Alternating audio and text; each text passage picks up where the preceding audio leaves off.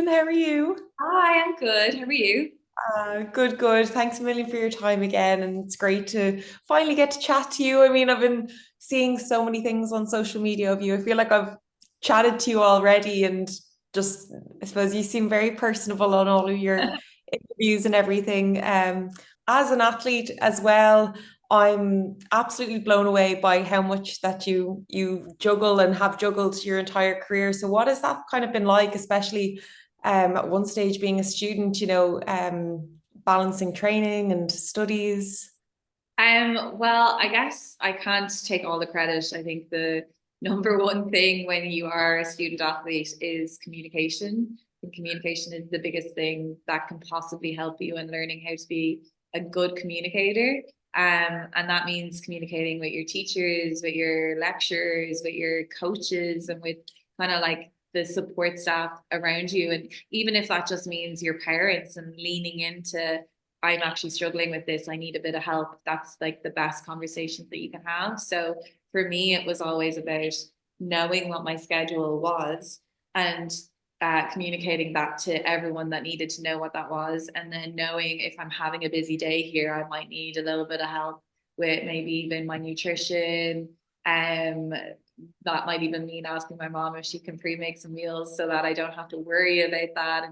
And it's that's what it is. It's just trying to learn how to be on top of things so that you're able to accomplish everything that you need to do in the day and the year. Absolutely. Sometimes all you need is a mum's cooking, or one of those favorite dishes. And speaking of your mom or anyone part of that team and network of yours, was there any female influence or role models that really helped you along your career? Um, Definitely just my mother, I'd have to say. I think my mom has been so good at just looking after me.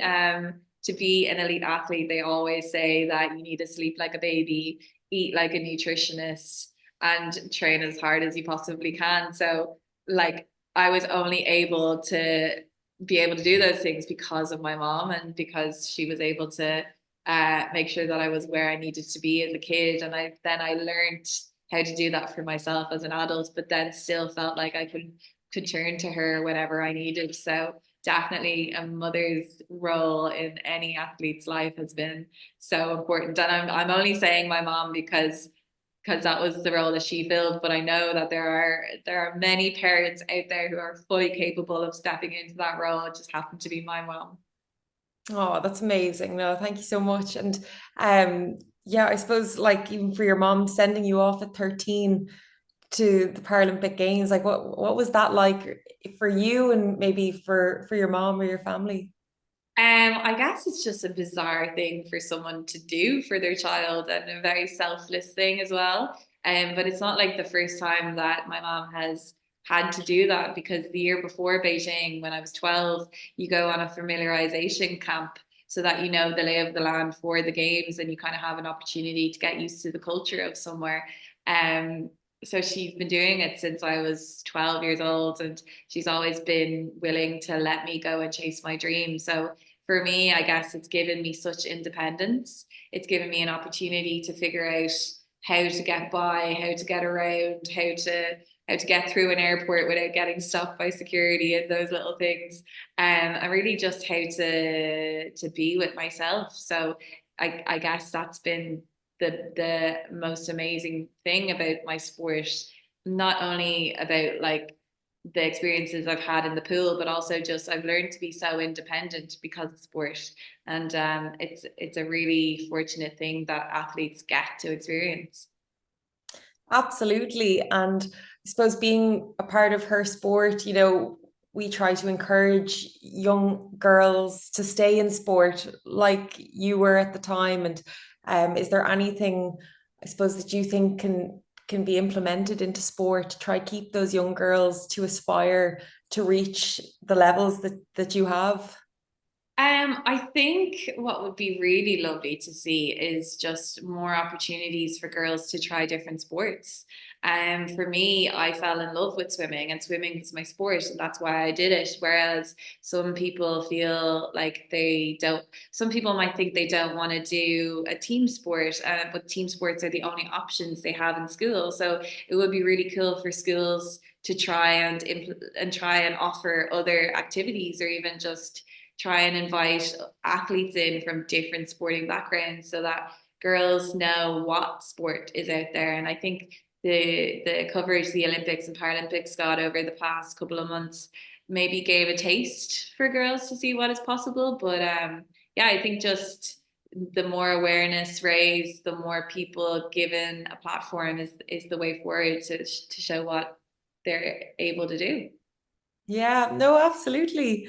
And after the Paralympics, you said that, that swim was for little Ellen, or was there, I suppose, anything that you would tell little Ellen now, or maybe even other young girls? I guess for me, I started out so young, and it was all because I loved sport. And there were times throughout my career where I didn't love swimming and I wanted to quit. And even when I finally have quit, the reason why I knew it was time for me to walk away is because I was at peace. And it was because I knew I'd done everything I could possibly do. And I knew I was walking away happy. Whereas at times throughout my career where I felt like I don't want to do this anymore, I want to quit, I want to go do something else, it wasn't, I wasn't fully satisfied. It wasn't the right time to go.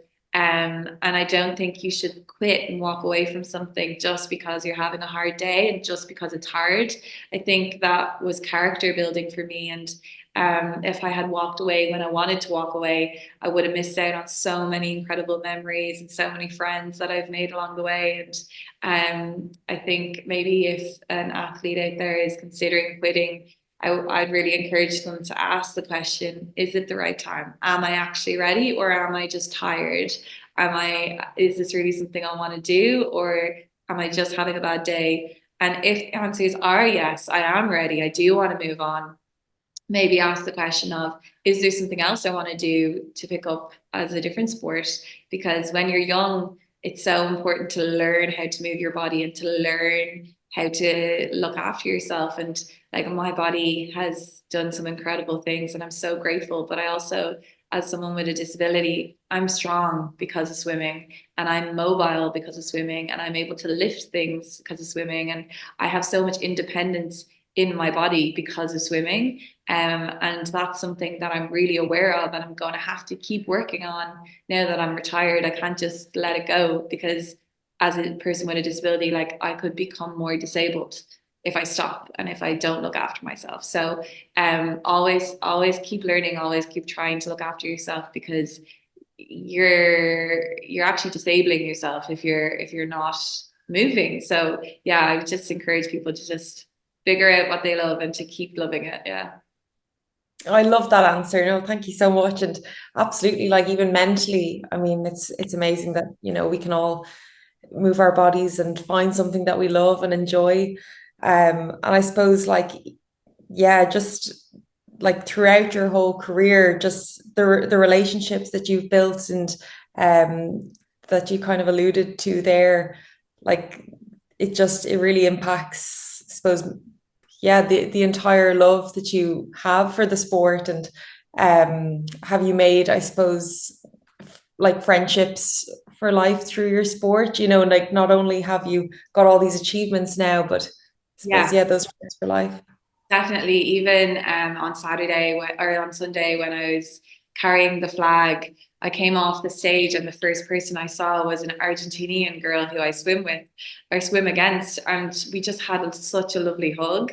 And that was such a lovely moment for me. And then even in the village, like, I spent so much time, like, my favorite part about after the closing ceremony, of course, there's like a big party that everyone loves being at, but it's kind of a moment for all athletes from all over the world, all different sports, all different backgrounds. We all just come together and celebrate. And like, they're the memories that I have. The memories from all the games I went to is, I know what times I swam, but I actually remember spending time with my friends, spending time with these people from different countries, and even some people who I was saying goodbye to. I know when I'm going to see them again. It's not going to be in a sporting environment, but I definitely know when I'm going to see them again. And it was really lovely to be able to say goodbye to people and to know it was the end. Because I think some people, when they don't know it's the end and it ends, they don't get a chance to say goodbye. And I did get a chance to say goodbye, and I got so many lovely messages. Yeah, exactly. And I remember you did say that you had the luxury of choosing when, I suppose, this amazing career came to an end. And had that decision making process been happening for a long time in the back of your mind, do you think? Or how did you, I suppose, come to it?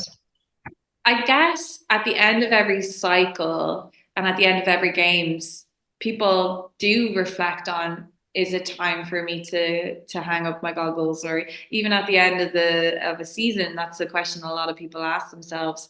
And I knew after Tokyo that I wanted to do Paris and call it a day. And the only reason why I knew I wanted to do Paris was because I needed to say goodbye in front of the crowd, and I needed to say goodbye with people around me. Had there been crowds in Tokyo, maybe I would have said goodbye then, but there wasn't. So I had 3 years to process it and 3 years to know for certain. So even like the lead up to Paris, I knew when the last time I was going to be in the pool in Dublin was. I knew when the last time I was going to be in the gym with my gym coach was, and little moments like that. So yeah, no, I knew, and it was really nice knowing, and I think it was really nice knowing for other people as well.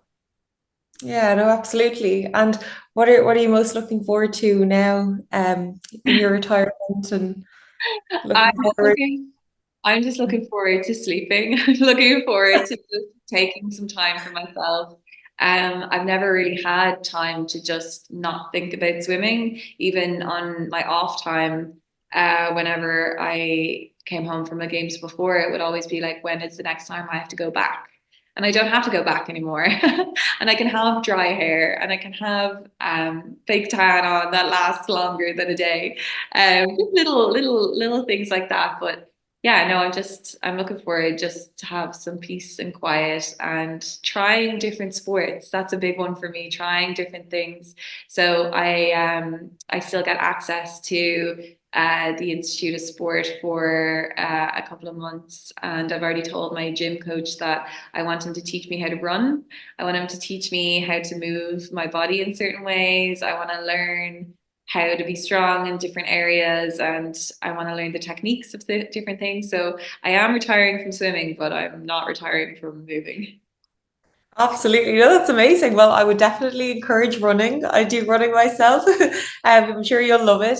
And I suppose like everything that you've learned through being an athlete, you'll implement that into, that same drive and enthusiasm. You're going to implement that into the rest of your career, whatever way it takes you now. Yeah, It's definitely. And I think that's why I'm taking the time now just to reflect and to figure it out, because I don't want to just do something mediocre and just tick the box of having a job, because I love being passionate about things, and I want to live such a passionate life. So I need to find the next thing that I am as passionate about, so that it's easy for me to do a good job because I love doing it so much. So that's my next goal. That's so exciting. Well, I'm very excited to see, what you get up to next. Who knows where it'll all take you. That's super cool. Well, thank you so much for your time, Ellen. It was so lovely getting to chat to you. Thank you so much. That was so lovely.